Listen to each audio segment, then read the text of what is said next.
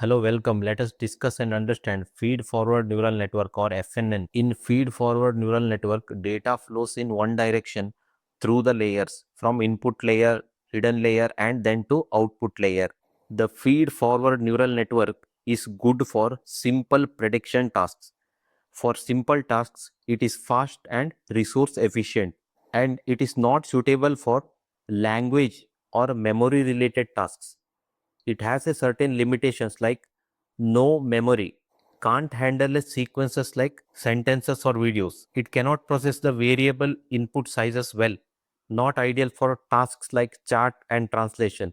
Some of the real life use cases of FNN are email spam filter, takes the features of the email as an input and detects whether it is a spam or a not spam.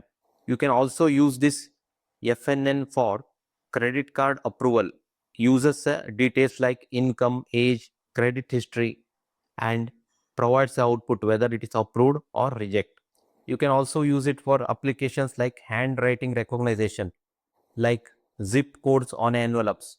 Takes a pixel data as a input and then returns a digit. You can also use it for voice command classification, such as simple systems like yes, no, speech recognition.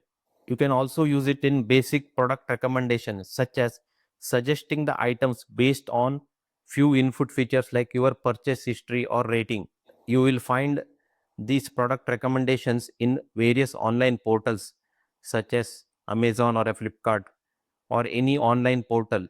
Based on your purchase history and pages that you visited, they will show you the recommendation of the product. So we have learned some of the basic features of FNN. This is about basic understanding of how FNN works and also some of the real life use cases of FNN. Thank you for watching.